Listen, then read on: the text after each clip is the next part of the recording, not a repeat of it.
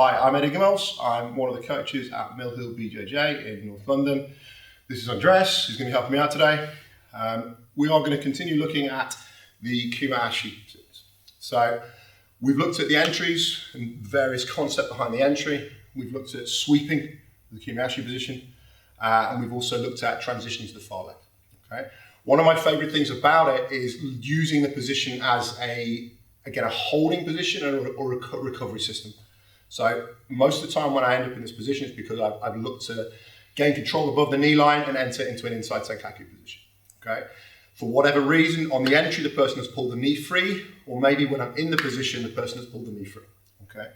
So we're going to use it as a way of controlling as before, but we're going to find a way of re-entering onto the hip and re-entering into the inside Sankaku position. Because again, if we're looking to leg lock, this is the position I want to end up in anyway, because it's going to be the most dominant position. Okay. So again, we'll do it from the back step.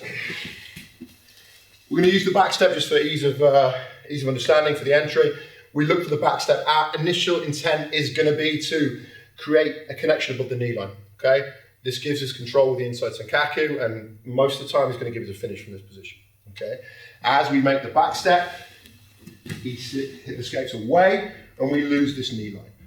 We drop to the hip, we control, and we've ended in this Kumahashi position. Okay. I have control of the top leg to prevent him turning, which we'll address the issue of later on. And we have the bottom leg control. So the knee is pinned and the heel is elevated to prevent the leg being extracted. Now the problem we have in this position is that we are below the knee line. Okay. If we are above the knee line, this goes from being a kind of a secure position or control position, and it goes into the inside Sankaku, which is here. Everyone's aware of it, has many different names. The fight's finished pretty much with a heel hook. Okay, so with the back step entry, as I said before, my intent is to get to this position. For whatever reason, I've messed up the entry. He's been very good at escaping or getting the timing, and we have missed the knee line. Okay, so instead of bailing or looking for the position, we are going to try and find a way of resetting and re-entering to this position. Okay, so the problem I have is, firstly, there is no space between his knee and the floor. Okay, if I want to re-enter this position, I need to have a gap here so I can shoot it. Okay. Secondly, it's harder to re-enter the position if the leg is going to be bent here. So I need to find a way of him straightening or forcing the leg to straighten or forcing him to bring his knee off the floor. Okay, there's several ways of doing this. We're just going to look at a few, and I just want you to understand the general concept of this. Okay, so just because we have missed the inside Sankaku and we've landed in this position, it doesn't mean that we don't have opportunity to re-enter to the initial position that we wanted. Okay, so we ended the position, control top leg, control bottom leg, and we are here. Okay, what I need is, as I said before, I need to create this separation. So most people will know this style of position for the knee separator, which we'll look at later. People don't like pressure in a knee separator kind of format. Okay, if I start to apply pressure and bring his heel towards his ass while there's something in the back of his knee, people don't like it. Okay, so what I'm going to do, I'm almost going to try and force a reaction from this position here. The knee separator is not a big threat for him. Okay, I need this leg to be over the head for the knee separator. People panic, people react at these things when they feel this kind of pressure. So as I come up and I start to apply this pressure here, people react in a way where they start to straighten the leg. If he fears the knee separator, the first thing he's going to try and do is prevent me bringing his heel to his ass. Okay, if he can straighten his leg, there's no knee separator. I'll have to break the leg down. So all I will do, as I say, I almost go to, almost like I'm doing a technical stand-up. Hand, foot, and I'm going to come up. Okay, but as I come up, I'm not going to be lifting my hips off the floor and trying to kind of create space. What I want to do is I want to come up and I'm going to try and put all of my weight down through my leg to start putting pressure onto his knee. Okay, as we get to this point here, he starts to straighten his leg. Okay, again, this will work sometimes, it won't work all the time. But this is the first thing I will try and do. I will try and force him into a reaction, which will give me a re-entry into the position.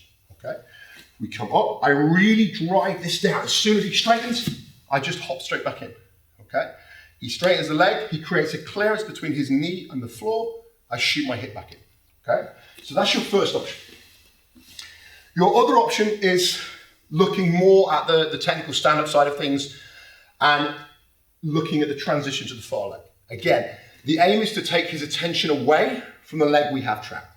Okay, if I can take the attention away, he forgets about the fear of this leg, he diverts his attention to something else. Okay, if we look at a technical stand-up aspect, we go here, we start to look for a technical stand-up here. Anytime we're in this position and this leg starts to come off the floor, we can easily throw ourselves over and drop into the position. Okay, if there's a gap between his knee and the floor, there is a re-entry into the inside Sankaku. Okay, so again, we simply do it from the technical stand-up. We technical stand-up, I feel this knee comes off the floor, I'm going to throw my hips around. So I throw my hips to face the wall here, and I drop down. Then I turn in, I secure the inside Sankaku. Okay. The other option is when we come up and we look at attacking the far leg. Okay, this is going to be more kind of common and well known to people than the other two. Okay, because obviously as we come away and we look to come up, we look to come up into these kind of ashigarami style positions on the far side. As I come up, I look to come in to the ashigarami position on the far side. Potentially the knee drops. The knee drops. We back step. We enter. Okay. So just very, very quickly. As I say, I find the first one works more than it should do. Unfortunately, when people figure out what you're doing, it's not going to work. So we back step. He turns away. We turn the hips and we lock in this lower leg to prevent the escape. Top leg is controlled. Okay. We apply pressure to the knee to create the pressure, to create the illusion of a knee separator or a calf slicer, whatever you want to call it, and we get the reaction. We get a straight leg reaction, we get a quick kind of defensive reaction for our partner. Okay, as soon as the knee leaves the floor, we have space and we have an entry into the inside Sankaku. We come up, we apply the pressure, we simply hop the hip round, we're in, and we're where we wanted to be originally. Second one, as I said, is the technical stand-up. Come under, we look for the technical stand-up, there's a separation, I slide down the leg, I've re-entered.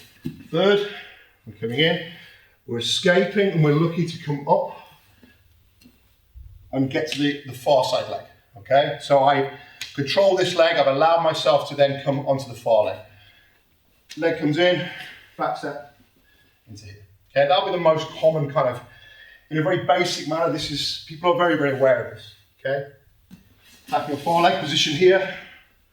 He brings his knee in, I can back step over.